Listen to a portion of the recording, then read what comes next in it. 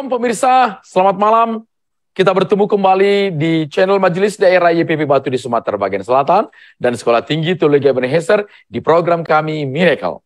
Pada malam hari ini, narasumber kami yang akan menceritakan kebaikan Tuhan dari Jakarta. Beliau seorang akademisi dari Universitas Kristen Indonesia dan kali ini akan berbincang-bincang bagaimana kiprahnya, cintanya pada Tuhan dan panggilannya mengambil bagian dalam pelayanan. Bapak Dirk Roy Kolibo. Shalom, selamat malam Pak Dirk. Shalom, selamat malam Bapak Pendeta Marlon Butar-Butar dan juga para pemirsa dari acara ini.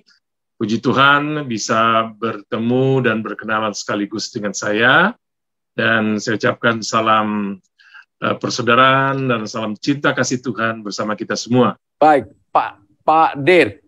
Tentu sekarang orang melihat Pak Dirk ya keren, punya anak, melayani Tuhan, Bapak cinta Tuhan, semua sudah cukup. Soal pencapaian di akademis itu tidak usah ditanyakan lagi. Bapak sehari-hari seorang dosen dan lain sebagainya. Tetapi bolehkah bercerita kepada kita ini siapa seorang Dirk di masa lalu, gitu ya? Dan turning point-nya tiba-tiba mencintai Tuhan Yesus. Bolehkah cerita di kita di channel ini?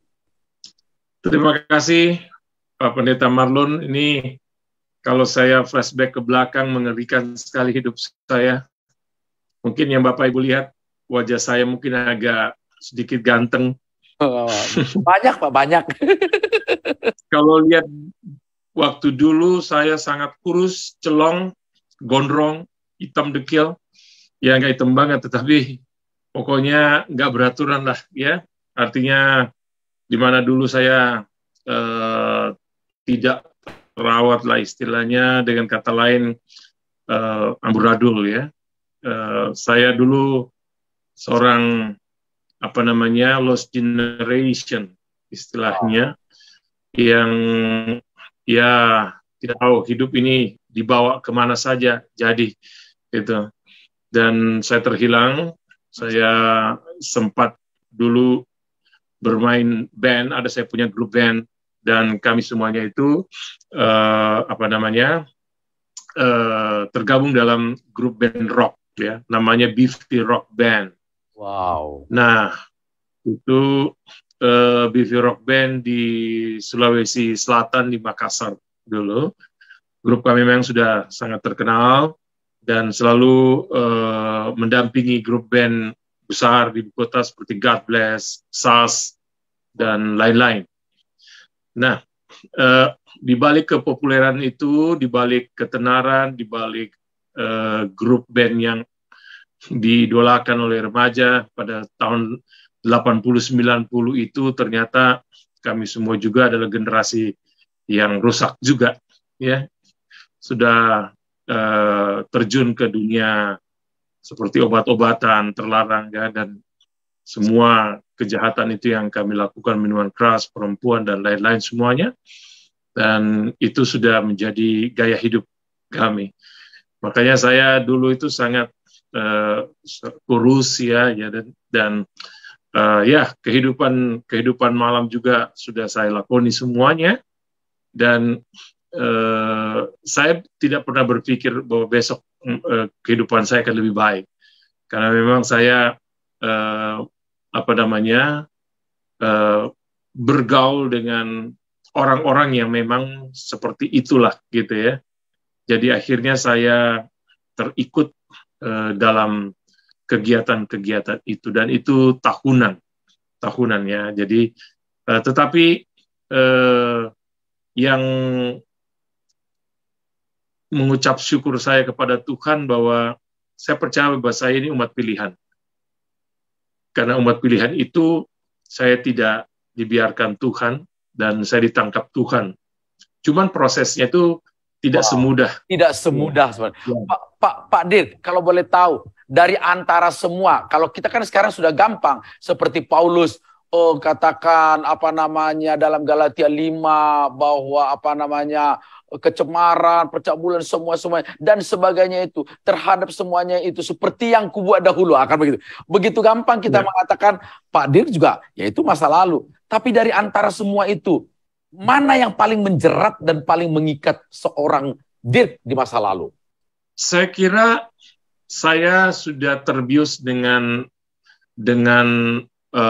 pergaulan bebas, ya, sudah menikmati ketenaran di mana disanjung di mana-mana itu ya, dengan popularitas dan juga hidupnya yang hedonis, yang maunya enak saja, karena semuanya terasa mudah kalau kita jadi orang yang sedikit populer, ya. Tapi yang paling menjerat saya itu adalah bagaimana kami itu ketagihan yang namanya obat-obatan itu ya, dan juga seks karena tidak jauh-jauh lah itu 11-12 itu ya, itu saudara sepupu ya, kalau sudah sepupunya lah semuanya itu di dunia itu begitu ya. Iya. Kehidupan bebas itu. Dan satu ketika Tuhan tegur saya.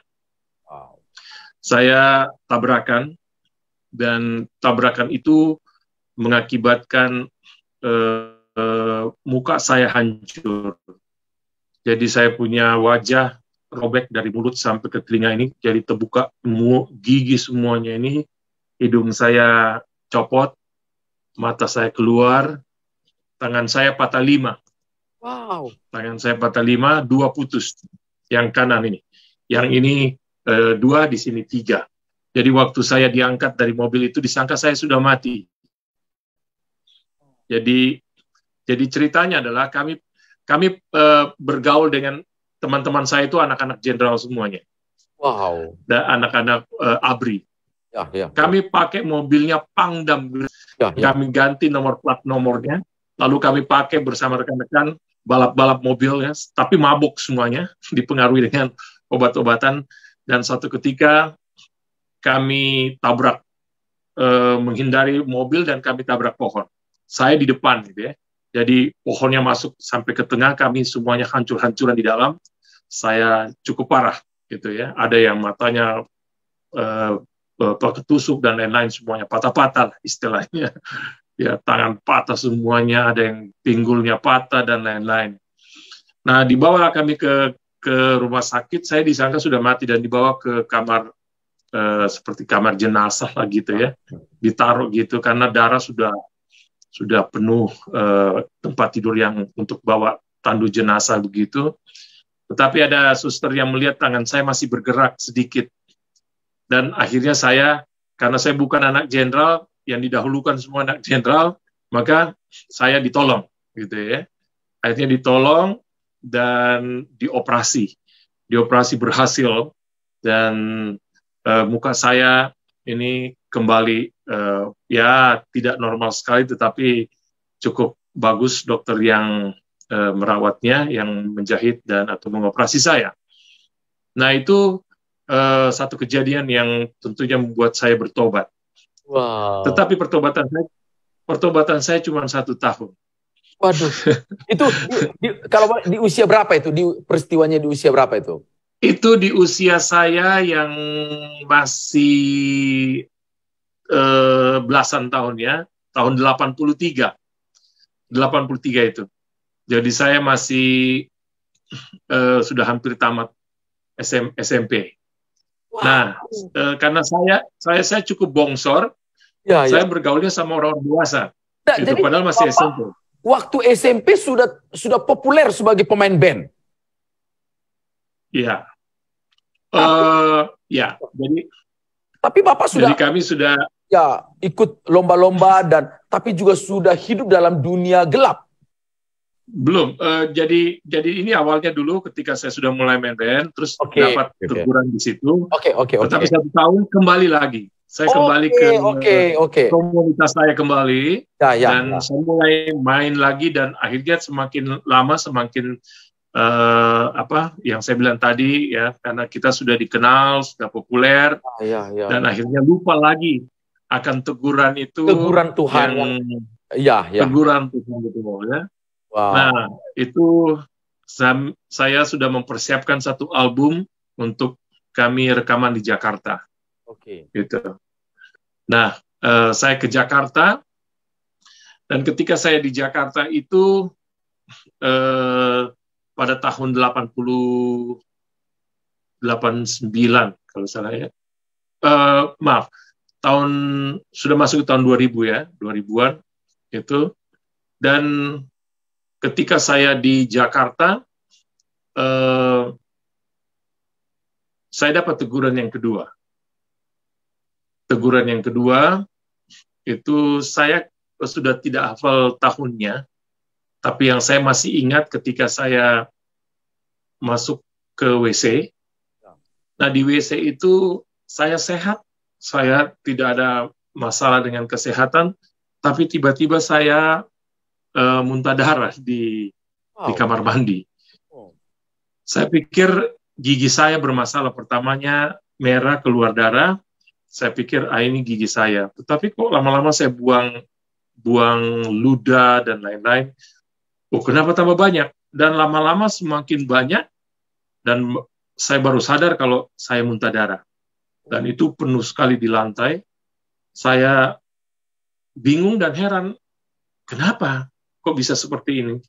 Saya berlutut di kamar mandi, dan di situ baru saya terjadi KKR besar-besaran di kamar mandi.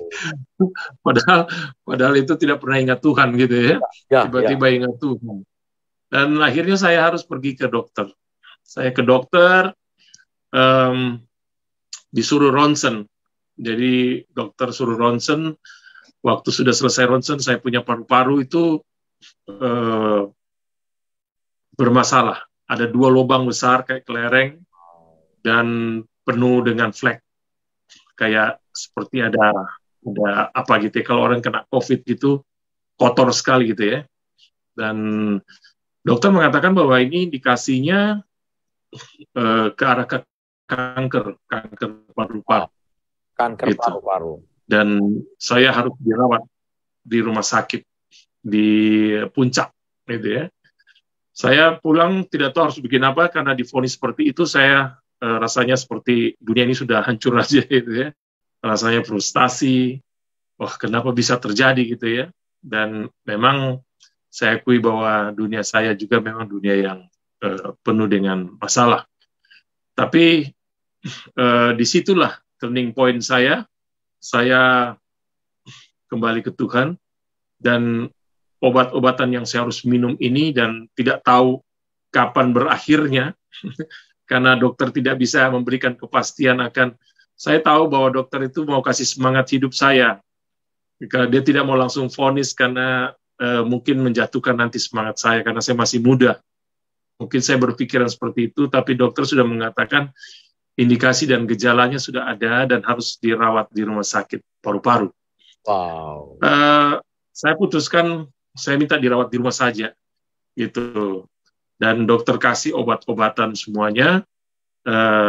Ya, saya jalankan saja. Tetapi sebenarnya saya jalankan itu dengan rasa putus asa bahwa saya pikir kalau sudah divonis seperti itu, bagaimana ya rasanya di itu. Tapi disitulah saya kembali ke Tuhan, dan saya mengakui semua kesalahan saya. Saya tahu bahwa saya akan mati. Ya, karena dokter juga itu hari sudah katakan, ada yang satu lubangnya dengan kondisi yang seperti saya. Tapi itu mati. Pendeta juga. Dia sudah meninggal dunia. Yes, itu yang membuat saya semakin mencekam sekali. Tetapi akhirnya kembali lagi, rasa frustasi itu tidak bisa saya atasi, dan saya harus kembali kepada Tuhan. Saya bertanya kepada Tuhan. Saya memang kenal Tuhan dari orang tua saya, dari guru sekolah minggu saya, pendeta saya, video-video yang saya nonton tentang Tuhan semua. Tapi saya belum pernah rasakan yang namanya dijamah oleh Tuhan. Saya minta, kalau Tuhan, Engkau berdaulat, jamah saya. Dan saya buang obatnya semuanya. Saya tidak minum lagi. Beberapa bulan kemudian saya kembali ke dokter, karena ada rasa khawatir juga, ya namanya manusia. Betul. Walaupun kita sudah berdoa, cuman ada rasa khawatir juga, ini benar nggak sini? Tapi waktu saya kembali dan dokter bilang, coba kamu periksa, dan dia suruh ke yang paling canggih itu. Kebetulan di rumah sakit Pertamina itu ada CT scan seperti ronsen yang sampai kelihatan urat-uratnya itu ya. Itu cukup mahal juga. Saya ke sana, MRI itu ya, dan setelah saya di ronsen, saya ke dokter kembali. Dan ketika diperiksa, dokternya kaget, loh, ini kenapa tidak ada lagi sama sekali, dan itu bersih, gitu ya. Saya juga heran, saya bilang, apakah ini nggak ketukar ininya, apa namanya itu, hasil ronsennya ya, hasilnya. Dia bilang tidak, ini namanya sudah tepat, dan dia kata ini namanya kan, namanya itu tidak ditempel oleh speaker, tetapi langsung ada di slide-nya. Dan disitulah saya merasakan bahwa Tuhan itu ada. Wow. Itulah mujizat yang saya rasakan, itu luar biasa sekali dan tidak bisa saya lupakan. Dan kalau orang mengatakan Tuhan tidak ada, itu orang bodoh.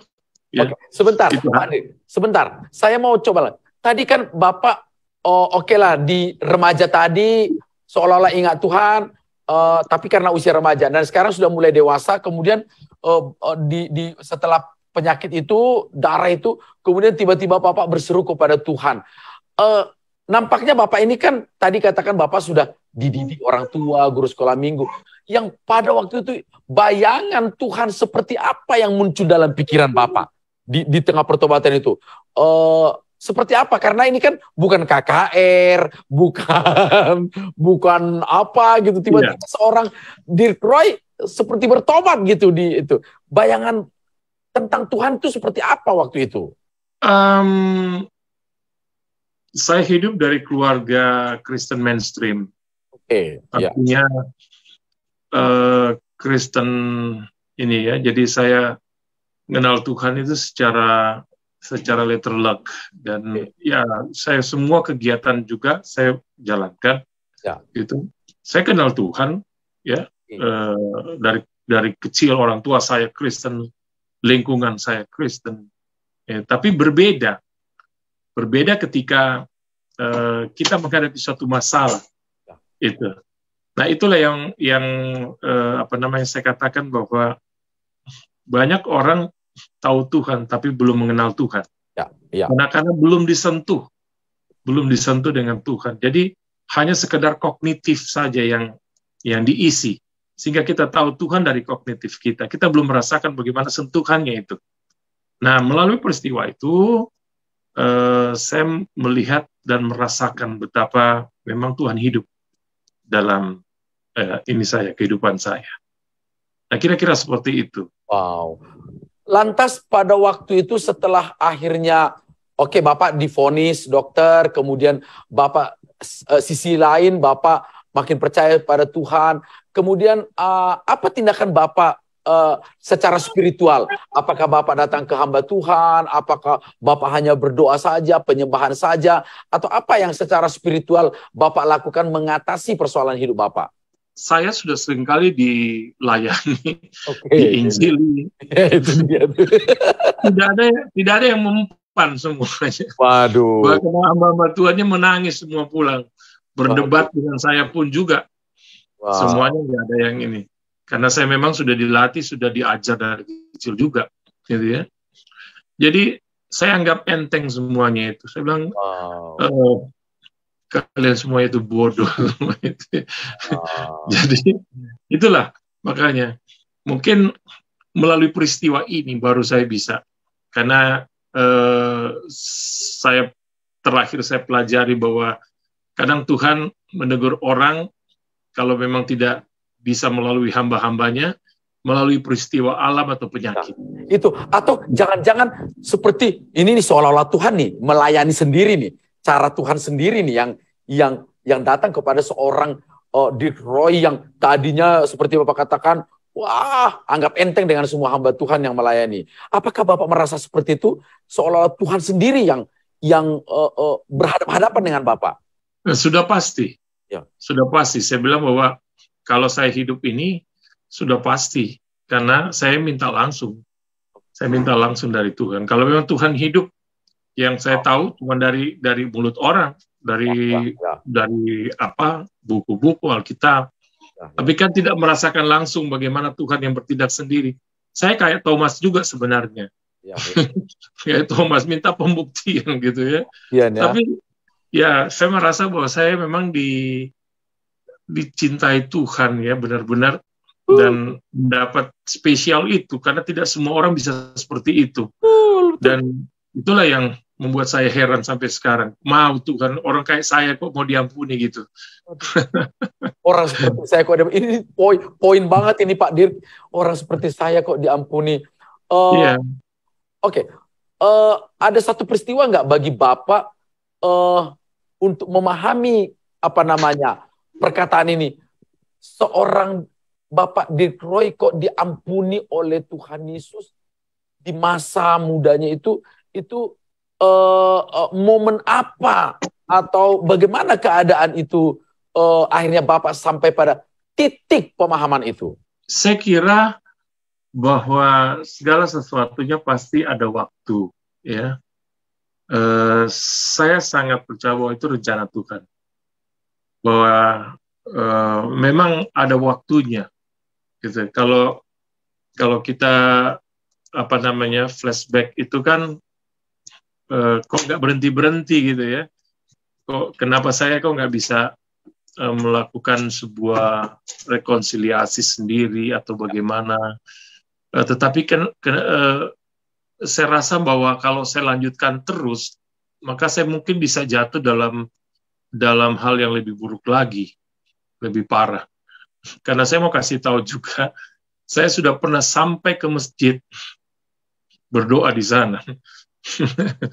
Itu satu ketika saya sudah berdoa, saya sudah menundukkan kepala ke tanah, itu ada yang menarik saya kembali. Dan siapa yang kau sembah? Itu.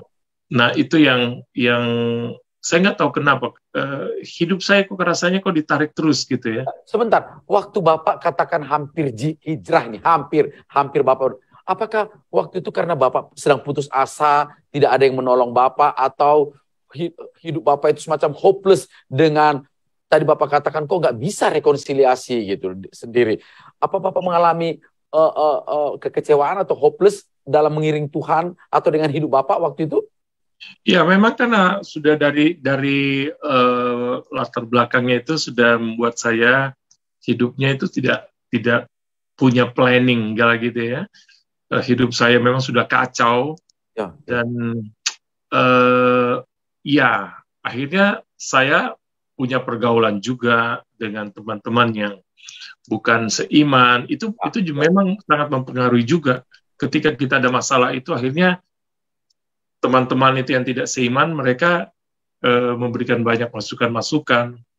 Nah, dari hal itu kan bisa saja kita lagi lemah dan kita bisa terikut gitu ya. Dan akhirnya juga saya terikut gitu ya untuk mencoba gitu. Wow. Jadi Bapak sampai meyakini, tapi Bapak seperti seolah-olah ditarik lagi. Bapak dalam keyakinan Bapak ditarik. Itu namanya apa?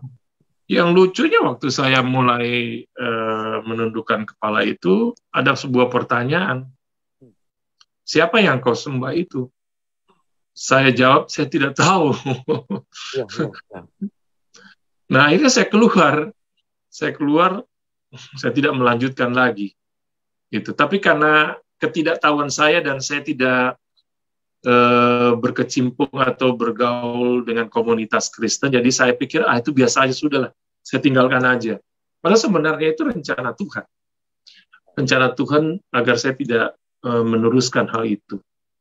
Dan akhirnya saya baru nanti ketika saya sekolah Alkitab baru saya tahu semuanya bahwa itu semuanya perbuatan-perbuatan itu merupakan dosa-dosa yang dibuat oleh kuasa-kuasa kegelapan dan kekerasan hati saya sehingga saya tidak mau membuka hati untuk diproses Tuhan lebih cepat. Jadi tanda kutip saya bilang ini prosesnya lama karena kekerasan hati juga sebenarnya. Luar biasa. Oke, saya mencoba ingin remaja sudah terkenal, ikut band, kemudian terus sampai datang ke Jakarta dan sebagainya. Akhirnya, finally, sungguh-sungguh meninggalkan dunia populer di panggung-panggung ini. Kapan Bapak tinggalkan? Ya, jadi waktu di Jakarta memang karena saya belum punya pembimbingan. Jadi artinya jatuh bangun juga gitu ya. Aduh, itu dia itu. Jadi jatuh bangun. Tapi itu saya bilang rencana Tuhan itu tidak pernah gagal. Oke. Nah, satu ketika turning point saya itu ini sebenarnya sudah proses bahwa saya sudah meninggalkan. Oke. Nah, akhirnya saya masuk di sebuah gereja. Di sebuah gereja itu no. Saya mau bekerja. Saya ke Jakarta, enggak jadi rekaman itu, saya tinggalkan bahwa ini dunia saya yang dulu, saya tidak mau lagi jalani. Akhirnya saya mau melayani Tuhan, punya kerinduan melayani Tuhan. Wow, oke. Saya bilang, apa yang bagusnya nih Tuhan? Saya masuk di sebuah gereja, saya pokoknya rindu aja melayani gitu. Mau jadi apa saja ya di gereja saya lakukan, ikut vokal group, terus cetak liturgi gereja, itu di gereja di Panglima Polim situ ya, saya GKI. Nah, saya rasanya senang banget gitu ya, untuk melakukan itu walau tidak digaji atau di apa, nah senang. Akhirnya ada kerinduan untuk menjadi pelayan Tuhan untuk memberitakan firman. Nah, bagaimana caranya? Satu ketika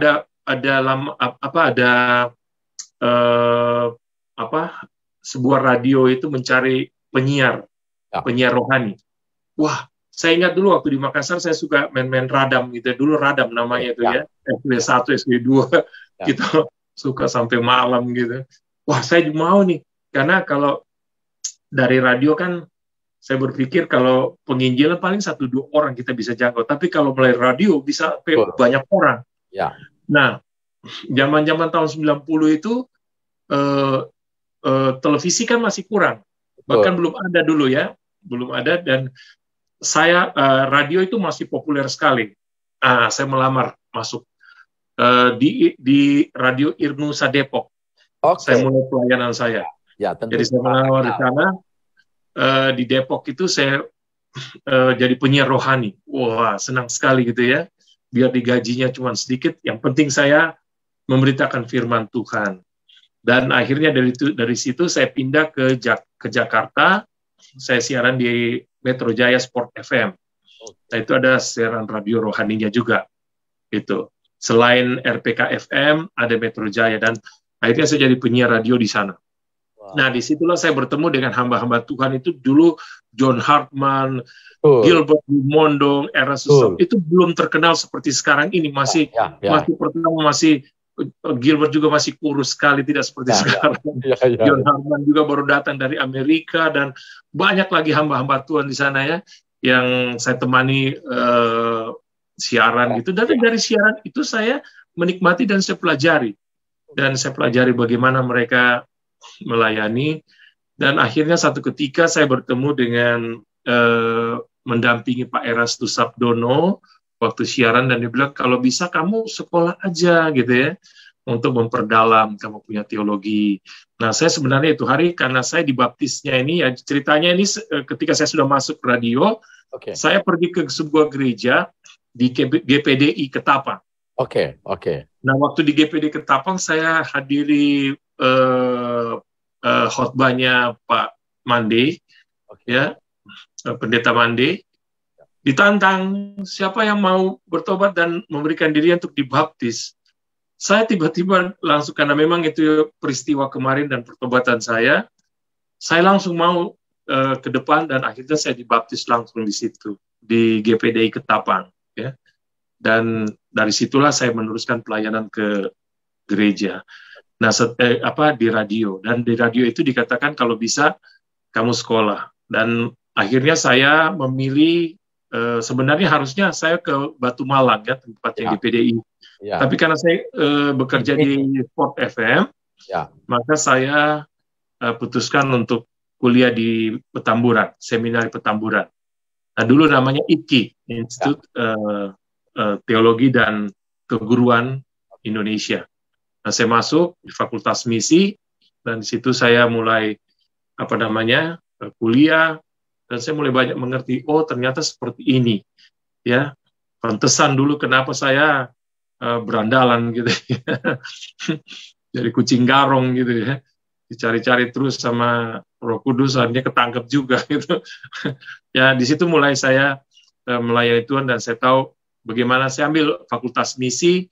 Dari semester 4 saya memang sudah bermisi, pergi ke Kalimantan, kemana-mana gitu ya, untuk bermisi. Dan saya punya tim untuk melayani orang yang tidak terlayani, karena memang kita mencari yang bukan di kota, tapi cari yang di pelosok-pelosok gitu ya, sampai di atas gunung. Nah itu saya jalankan, dan setelah tamat saya lanjutkan lagi di Universitas Kristen Indonesia untuk mengambil pendidikan agama Kristen. Nah, jadi dari Universitas Kristen Indonesia itu akhirnya terus lanjut studi saya dan ditawarkan untuk mengajar. Ya, jadi dari situlah saya akhirnya mengaktualisasikan saya punya kemampuan atau bakat atau karunia, talenta. Dan memang ketika dites saya tes karunia, saya punya karunia sebagai pengajar dan penyembuh. Wow. Saya bingung, kok saya penyembuh gitu ya. Ya.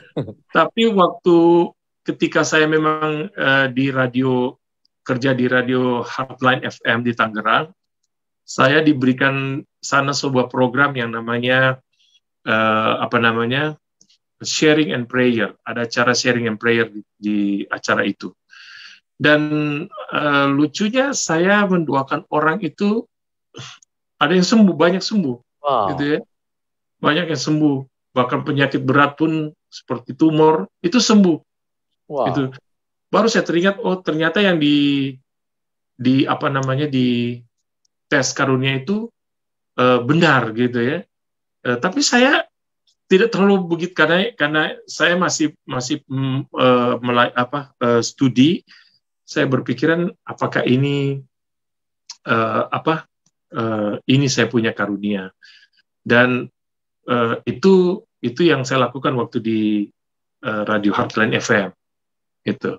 Jadi itulah yang membuat saya exciting di pelayanan itu, membuat saya mencintai Tuhan dan memberikan diri saya untuk dipakai Tuhan gitu ya. Akhirnya saya dapat berkesempatan untuk studi yang lebih tinggi lagi, dan selama saya studi saya tidak pernah mengeluarkan uang sepeser pun, karena saya sudah pernah berkata, Tuhan, kalau saya mau dipakai Tuhan, saya tidak punya uang. Saya merantau ke Jakarta. Orang tua saya juga bukan orang kaya, dan saya datang ke Jakarta ini cuma punya 2 modal gitu. Ada 1 pasang pakaian dan 1 nats firman Tuhan. Cuma itu modal saya waktu ke Jakarta. Hebat sekali. Iya. Pak Dir, oke, saya pengen tahu, pada waktu Bapak kan katakan prosesnya panjang ini, pertobatan, Pak Dir, mulai dari tadi teguran pertama, teguran kedua, dan seterusnya. Setelah Bapak akhirnya mencintai Tuhan, mulai ikut terlibat di gereja, begitu rela, masih ada nggak cerita tentang kejatuhan, cerita tentang seolah-olah mau kembali kepada dunia yang lama? Masih ada nggak proses itu dalam diri seorang Pak Dir waktu itu? Kalau tidak ada itu bohong. Betul. Okay. Orang yang mengatakan saya sudah bertobat, sudah kayak malaikat, itu omong kosong. Oke. Sepanjang kita masih ada di tubuh ini, yang fana ini, godaan itu pasti ada. Oke. Gitu. Tetapi itu kembali kepada personalnya dan hubungannya dengan Tuhan. Kedekatan. Semakin kita dekat, tentunya semakin kita dikuatkan. Itu. Karena godaan itu pasti ada saja. Jadi hamba Tuhan, ternyata saya pikir jadi hamba Tuhan udah kayak bagaimana gitu ya, nggak nginjak dunia lagi, kayak terbang-terbang. Enggak, Pak. Bahkan godaannya lebih banyak lagi. Bahkan itu lebih parah lagi. Dalam konteks berbeda ya. Ya, konteks yang berbeda. Oke. Betul. Kenapa? Saya katakan dulu, saya tergoda dengan popularitas. Tapi di hamba Tuhan juga popularitas juga akhirnya. Ketika sudah mulai dielulukan juga, sudah disanjung, wah hebat, dia punya khotbah, dia punya pengajaran. Itu juga pasti ada godaan lagi. Dan itu satu tantangan lagi. Saya pikir tidak mungkin semua orang yang sudah bertobat pasti akan menghadapi satu masalah kembali. Kondisi itu akan diperlihatkan kembali oleh iblis. Karena disitulah kita, hidup itu kan pilihan. Bagaimana kita harus memilih. Nah, tentunya dalam hal ini kita harus benar-benar bijaksana. Nah, bijaksana artinya begini, antara firman Tuhan yang kita pahami dengan tindakan kita itu harus benar-benar terintegrasi. Karena tawaran-tawaran itu sangat menggiurkan sekali untuk kita bisa jatuh. Nah, itu tergantung bagaimana kita mengatasinya. Jadi saya kembali flashback, kenapa dulu saya gagal? Karena tidak ada integritas saya dalam memilih. Itu. Nah, dibutuhkan sebuah integritas. Kalau kita tidak punya integritas di hadapan Tuhan, kita gampang jatuh. Jadi omong kosong, Pak, kalau dibilang katanya orang sudah bertobat, apakah tidak ada lagi hal-hal seperti itu? Pasti ada. Oke, kan ini Bapak terbiasa di panggung. Itu sudah sejak remaja udah di panggung. Seperti Bapak katakan, udah dielulukan, SMP dan lain sebagainya. Sekarang Bapak juga di panggung. Bagaimana Bapak mengolah untuk Bapak tidak terjebak dengan keinginan populer? Karena Bapak katakan tadi, keinginan populer masih akan terus ada dalam diri, apalagi sekarang kan begitu di usia-usia Bapak ini. Bagaimana Bapak cara mengolah agar itu tidak tidak menguasai seorang Pastor Dick Roy? Mungkin kalau dibilang panggung itu, panggung saya sebenarnya sekarang adalah panggung pendidikan. Oke. Saya tidak memilih mimbar gereja. Kalaupun saya dia berkhotbah itu tidak seintens dengan saya mengajar. Betul. Gitu. Jadi sekarang saya lebih banyak dalam konteks berdiri di depan papan tulis. Saya memberitakan firman Tuhan melalui pengajaran. Itu. Tapi bukan berarti saya juga tidak berkhotbah. Tetapi saya lebih menitik beratkan bahwa kalau saya seperti sekarang ini, itu saya heran. Kok Tuhan mau pakai saya gitu kan ya. Sampai level doktoral, saya nggak habis pikir, saya ini dulu lost generation. Bahkan saya tidak tamat-tamat SMA. Wow. Karena dari SMA 1, SMA 2, berapa SMA saya masukin, nggak lulus-lulus. Ya. Kalau bukan berantem, dikeluarin, nggak ada macam-macam gitu ya. Bandelnya minta ampun. Tapi kenapa Tuhan bisa angkat selevel sampai ke level ini? Itu yang saya bilang luar biasa Tuhan. Karena saya pendeta ini pendeta kejadian, Pak. Ya. I know. Tiba-tiba jadi gitu ya. Tuhan pakai ini orang yang memang bukan keinginan untuk akademisi. Ya. Kok kenapa bisa gitu ya?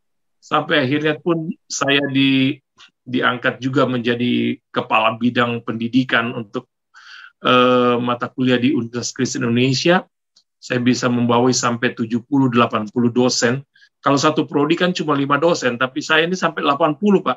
Itu dia. Saya harus mengurus ribuan mahasiswa, dan 9 mata kuliah ini saya distribusikan ke dalam prodi-prodi, ke 36 prodi. Nah, saya berpikir kok sampai Tuhan bawa sejauh ini gitu loh. Apa maksud Tuhan? Bahwa memang ada yang dia inginkan dari seorang Dick-Roy Kolibu. Bahwa Tuhan mau menunjukkan kalau seandainya engkau itu dipilih Tuhan, kau mau lari kemana? Saya sudah masuk sampai ke ke masjid. Saya sudah pernah tabrakan dan hampir mati. Saya sudah jatuh bangun berkali-kali. Tapi Tuhan angkat terus saya. Bukankah ini bahwa itu hidup adalah anugerah? Makanya saya selalu kalau melihat peristiwa ke belakang itu kayaknya susah untuk meninggalkan apa yang sudah saya alami sampai saat ini. Itu dia. Dan saya tidak punya apa-apa, jadi apa-apa, Pak. Ini pakaian-pakaian semuanya ini mereknya Christian Dior, Pak. Ya. Christian itu Kristen, Pak. Ya, Dior. Christian Dior itu dikasih orang Kristen, Pak. Ya, ya. Artinya berkat Tuhan. Saya dari S1 sampai S3, saya tidak pernah minta-minta, saya tidak pernah memikirkan itu semua yang Tuhan sediakan. Dan itu Tuhan sediakan buat saya, tanpa saya harus memikirkan. Dan sekarang saya hanya memikirkan bagaimana saya mengelola apa yang berkat yang Tuhan sudah berikan. Itu Pak, kira-kira. Pak Dirk, Bapak kan sudah sampai di pencapaian ini. Tadi Bapak katakan juga kalau melihat semua ke belakang, tidak mungkin rasanya meninggalkan Tuhan. Tapi bagaimanapun seperti Bapak katakan tadi, selalu ada proses-proses yang juga diizinkan Tuhan untuk kita lalui. Kalau boleh tahu nih Pak, di usia Bapak yang sudah semakin senior, di pencapaian yang sudah di sini, proses apa sih yang paling sulit dalam diri seorang Dick-Roy Kolibu? Proses apa untuk memahami dan mengenal Tuhan lebih dalam itu? Proses apa yang paling sulit dalam diri seorang Bapak? Saya kira kalau yang namanya proses itu setiap orang memang berbeda ya. Ya, tentu. Tetapi sebenarnya itu dari yang saya bilang tadi bahwa hidup itu pilihan, Pak. Ada orang yang cepat dan ada yang lambat. Itu tergantung bagaimana dia bisa meresponinya secara cepat. Karena saya yakin bahwa ketika orang itu dipilih Tuhan, ya, pada endingnya memang dia akan diselamatkan. Tetapi ada yang kalau terlalu keras hatinya, benjol-benjol dulu sampai ke tujuan. Ada yang cepat sadar, lebih cepat dia bisa mengembangkan gitu ya, apa yang Tuhan inginkan di dalam hidupnya. Tetapi ada orang juga yang lambat, akhirnya tibanya itu ya dengan kata lain seperti itu ya, tidak terlalu sempurna gitu ya. Saya berpikir bahwa di usia saya seperti ini terlalu banyak saya sia-siakan. Seharusnya lebih banyak yang harus saya karyakan gitu ya, apa yang Tuhan sudah berikan. Tetapi karena itulah saya bilang kekerasan hati orang, bagaimana dia bisa membuka dirinya agar lebih cepat diproses Tuhan, Pak. Bagi saya seperti itu, karena bukan masalah Tuhan tetap sama saja. Tuhan mau semuanya orang itu bisa diselamatkan. Tetapi kadang-kadang orang tersebutlah yang punya pilihan, gitu ya. Dari pilihan lahirlah keputusan-keputusan. Apa yang masih Bapak inginkan dalam perjalanan hidup Bapak? Secara ekonomi saya pikir Bapak sudah masuk dalam kemapanan. Tentu bukan konglomerat, bukan kaya sekali. Sebagai seorang akademisi Bapak cukup begitu ya. Dan sebagainya. Di pencapaian ini dan sebagainya. Apa yang masih Bapak inginkan sebagai semacam ucapan syukur Bapak di hadapan Tuhan? Apa yang diinginkan oleh hati seorang Bapak Dick-Roy? Yang jelas bahwa saya tidak pernah merasa cukup untuk mengerjakan sesuatu untuk Tuhan karena terlalu besar sekali karyanya. Apa yang saya lakukan ini cuma sebagian kecil. Saya berhutang banyak. Sangat banyak sekali. Dan kalaupun yang saya lakukan ini apa sih gitu loh. Tapi yang jelas sampai akhir hidup saya mau tetelestai. Saya finishing well. Saya mau itu menyelesaikan apa yang Tuhan sudah titipkan. Dan saya bisa berkarya buat Tuhan. dan menyenangkan hati Tuhan.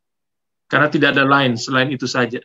Saya tidak menginginkan yang perkara-perkara yang seperti, ya memang orang punya visi, tapi saya rasa apa yang saya bisa lakukan untuk Tuhan dan itu bisa menjadi sesuatu yang bermanfaat bagi sesama, dan khususnya jiwa-jiwa tentunya ya, itu saya lakukan. Gitu. Saya tidak pernah berpikir harus begini begitu. Pokoknya apa yang saya kerjakan karena hidup saya terbatas. Ya harus ada finishing well-nya sehingga saya bisa kata Rasul Paulus, saya mengakhiri pertandingan ini dengan baik. Itu saja yang saya inginkan. Kalau dikatakan begini, Bapak sudah mencapai, sudah berjalan dalam garis kehendak Tuhan.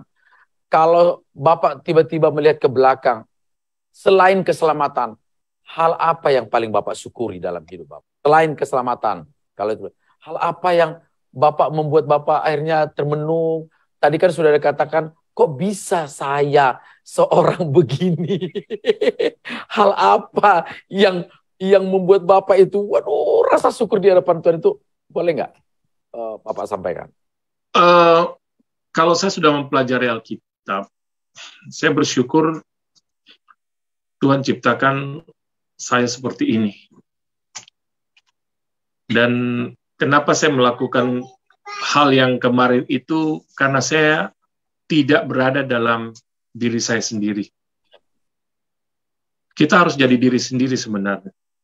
Kegagalan kita itu sebenarnya ingin menjadi orang lain. Kita keluar daripada panggilan Tuhan. Padahal Tuhan sudah memberikan kepada kita lengkap. Setiap orang itu lengkap. Karunia, talenta, kekuatan, dan segala macam yang Tuhan berikan itu tidak ada yang kurang. Hanya kita tidak berjalan dengan diri kita sendiri. Kita mau jadi orang lain. Makanya kita tidak pernah bersyukur. Karena kita melihat, kita banding-bandingkan. Kok dia lebih bagus? Kok dia begini? Saya mau jadi begitu.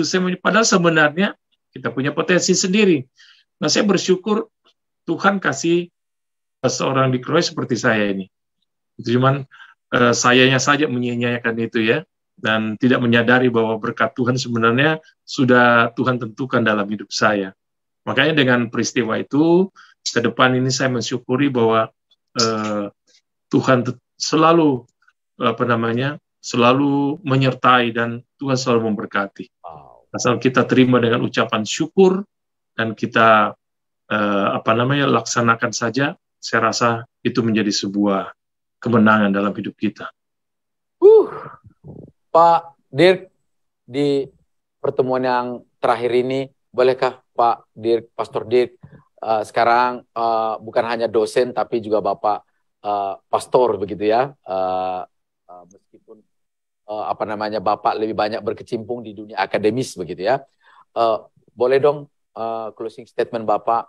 Saya pikir di luar sana mungkin bukan hanya malam ini, besok, minggu depan, tahun depan ada banyak orang yang juga terus jatuh di proses kembali lagi, jatuh lagi dan lain sebagainya. Monggo Pastor mau menyampaikan sesuatu. Ya, terima kasih Pastor Marlon. Karena saya berkecimpung di dua pendidikan, kita selalu melupakan yang namanya Shema Yisrael. Ulangan 6 ayat 4. Dengarlah, hai Israel, Tuhan itu esa.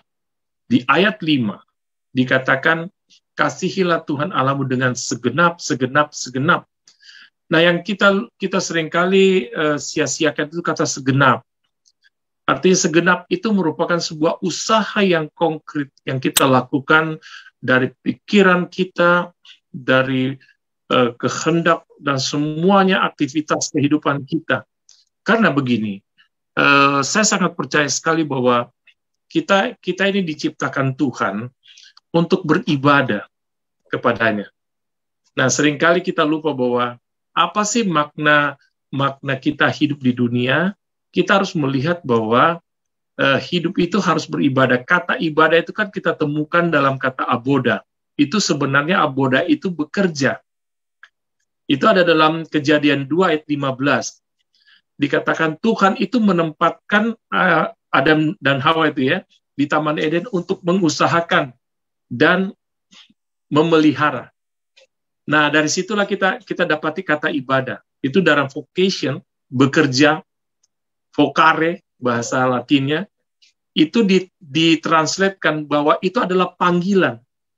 Tuhan memanggil, ditempatkan di Taman Eden untuk memelihara dan mengusahakan. Artinya, kata memelihara dan mengusahakan kita, itu kita bekerja untuk Tuhan. Nah, kata bahasa Ibraninya, itu adalah avoda. Itu serapan dari bahasa Arabnya ibadah.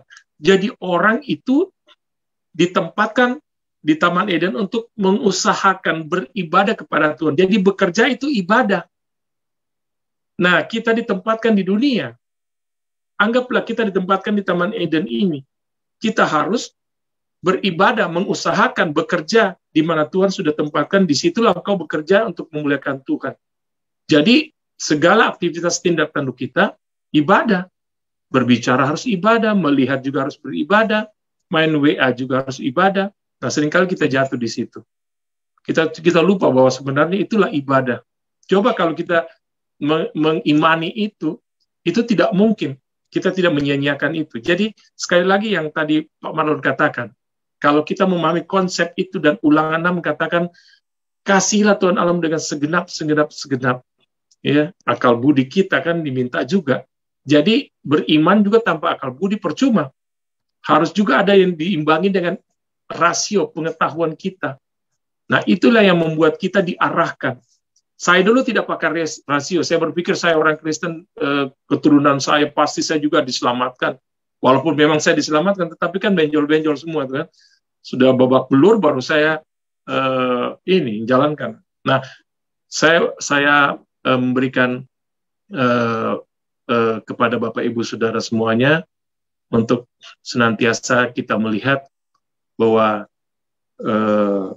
Tuhan mau supaya kita itu melaksanakan tugas-tugas kita sampai tuntas, tetelestai, finishing well. Tapi bukan hanya sekedar kita bekerja itu harus bekerja keras, Pak.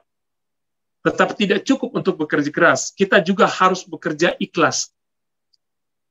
Tetapi bekerja keras dan bekerja ikhlas tidak akan juga bagus tanpa yang namanya bekerja tuntas. Jadi sudah kerja keras tapi tidak tuntas percuma juga. Sudah ikhlas tapi tidak tuntas percuma juga. Jadi harus diimbangi. Bekerja keras, ikhlas, tapi tuntaskan semuanya. Jadi sisa hidup kita, mari tuntaskan. Dan saya percaya kalau kita avoda, itu kita bisa melihat bagaimana karya Tuhan berada dalam hidup kita. Terima kasih. Baik, pemirsa dimanapun Anda berada, bincang-bincang kami dengan Pastor Dirk Roy Kolibu, luar biasa, seorang yang benar-benar dipanggil Tuhan. Tadi dia katakan, dipanggil Tuhan. Mau masuk ke dalam gelap apapun, tadi dikatakan, sehancur apapun, babak belur, dipanggil Tuhan. Dan beliau, hambanya ini telah melakukan, menebus semua itu dengan cara beribadah, bekerja keras, bekerja ikhlas, dan tuntas. Sampai di sini pertemuan kita, dan tentunya terima kasih, Pastor. Tuhan memberkati keluarga, pelayanan, dan semuanya. Sampai di sini, pemirsa, pertemuan kita di channel Majelis Daerah YPP Batu di Sumatera Bagian Selatan dan Sekolah Tinggi Teologi Ebenezer di program kami Miracle. Sampai jumpa minggu depan. Tuhan Yesus memberkati. Shalom.